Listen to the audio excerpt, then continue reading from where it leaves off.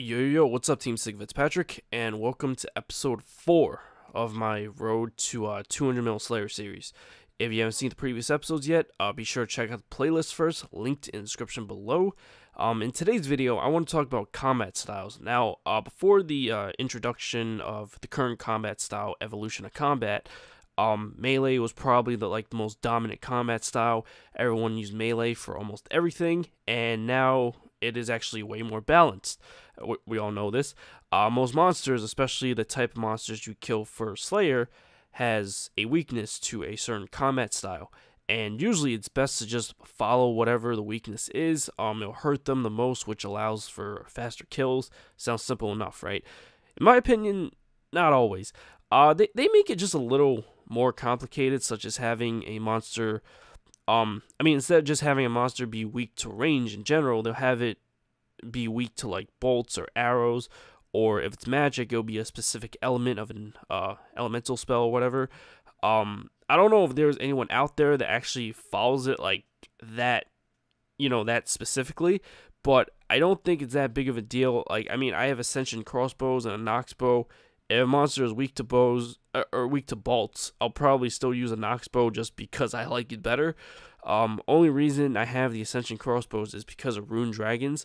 Unfortunately, you have to use Dragonbane bolts on rune dragons to pierce through their armor or something. I said unfortunately, but I don't really mind it that much. I love doing rune dragons tasks actually, but it's not just the minor differences like the difference between bolts and arrows. In the first episode of the series, I believe, I talked about how I do an Abyssal Demons and a Dark Beast task every day because I get a guaranteed task from having their respective mask. I can also AFK them, and they're decent XP. Dark Beasts are weak to range, and Abyssal Demons are weak to melee, I believe. And you know what combat style I use for both? Magic. When I say I AFK, I mean I set up my ability bar.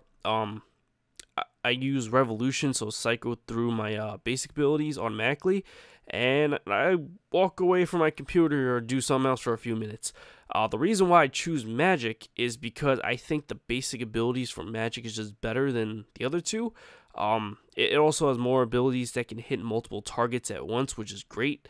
Melee has some really good abilities too for hitting multiple targets, but unfortunately, that comes with two disadvantages. One, I believe those are only threshold abilities, which obviously can't be used on Revolution if you're AFKing.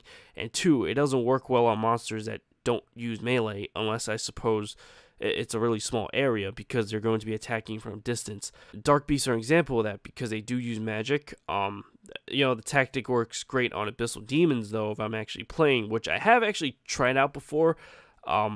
Another task that is also great to AFK is Muspuz, but unfortunately there's no mask for that, so I can't do them all the time.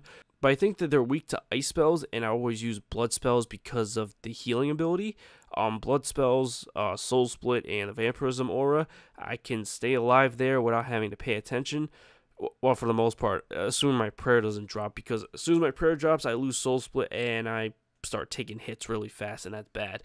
I have died like that before, which kind of sucks, but...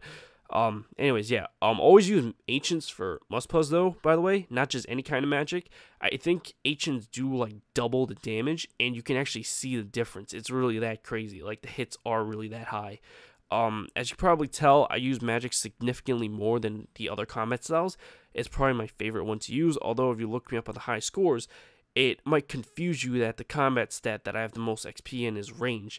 And it's significantly more than everything else. Sitting at 90 mil and Magic only at 70 mil. Only reason for that is because I like using range in Dungeoneering. I find the magic based enemies in there to be the most annoying, so range was my main combat style in there. And Dungeoneering gives a pretty good amount of XP for all the skills for some reason, so that's how I ended up with that much. I don't really pay attention to my XP and stats unless I'm actively going for an XP goal in that skill, and even then, not really. So, when I'm training Dungeoneering, I'm only focused on my Dungeoneering XP, not all the other skills I'm training alongside it. So, I looked at my range XP one day, and it was already sitting at mid 80 mil, and I was just completely baffled as to where that came from. Kind of just want to rush to get 120 in range just because I'm so close, but I don't even really like using range, so that's why I'm not doing it. I'll get it eventually, though. My main focus right now is Slayer anyways. I get some range XP when I kill Dark Beast, actually, because I do set up a cannon. Anyways, I'm kind of approaching the end of the video here, so let's talk about my Slayer XP real quick.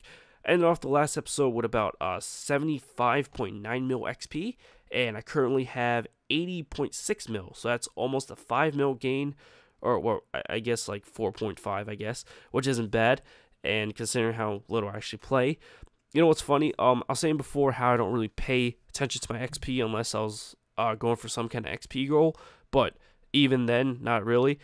So what's funny is that I don't even know where all this Slayer XP came from. Like, until I do these updates at the end of the episodes to show you guys how much XP I have, I don't really look. I'm amazed, actually, that I even got this much. One more thing before I go, I just want to give a quick shout out to my Patreon subscribers. There's a little something that I do for all of them, regardless of how much they give me, even $1, just to show my appreciation for the support, which helps me continue to do what it is that I do here. You want to check out some of the other rewards and potentially be part of my Patreon as well, be sure to check out a link in the description below.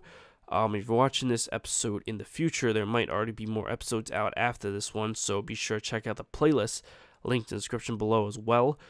If you enjoyed this video, be sure to like, favorite, and subscribe if you haven't already. I'm out. Peace.